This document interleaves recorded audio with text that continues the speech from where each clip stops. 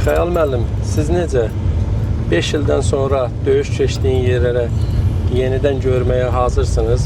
Bəli. Həmin həyəcanı yaşamağa. Çox. Həqiqətən də indi bax bu yolları biz əslində müharibə vaxtı biz bu yoldan yox, biz çətin relyefləri seçmişik də bura yol üstü deyə bilsən açıq hədəfə görə yəni bundan istifadə eləməmişdik bu yollardan. Sırf aşağıda o belə deyəsən görünməyən hissələrlə hərəkət eləmişdik Çardağlı tərəfə. Yəni orada yüksəklik vardı, onu alınmalı mütləq şəkildə. Deməli oktyabrın 31-i itki verdik, çəkildi. Amma noyabrın 1-i yenə təkrar o təpəni biz aldıq.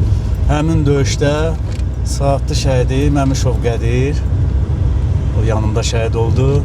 İnformatika müəllimi Sabirabad şəhidi Rızayev Elxan döyüşün ən pik yeri də belə deyək, ən çətin hissələr orada keçdi. Yəni biz günlərimiz orada oldu.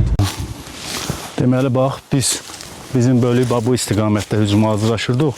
Oktyabrın 31-i səhər-səhər Məmişov Qədir bax bu hissədən birinci aşağıda idi, sonra ayaq üstə duranda güllə tutmuşdu. Bax sol tərəf qabırğanın altından. Yəni yıxıldı yerə, mən arxada idim. Onu sürüyə-sürüyə oradan çıxartdım. Bax bu ərazidə Məmişov Qədir şəhid olduğu yer. Allah valideynlərinə səbir versin. Saatlı sakini. Saatlı şəhidi, hə, Mircəlal kənd şəhidi. Kəndi nə? Mircəlal? Mircəlal kənd, hə. Anası sağda, Allah anasına ömür versin, atasının uşaq kəndi.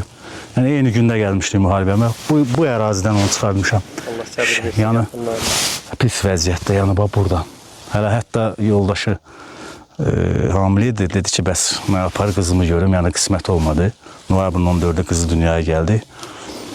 Allah bəxtəvər eləsin onda, xoşbəxt eləsin.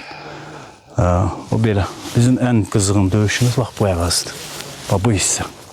Bax bu yüksəkliyi almaq üçün. Qarşıdan gördüyünüz yüksəkliyi bax.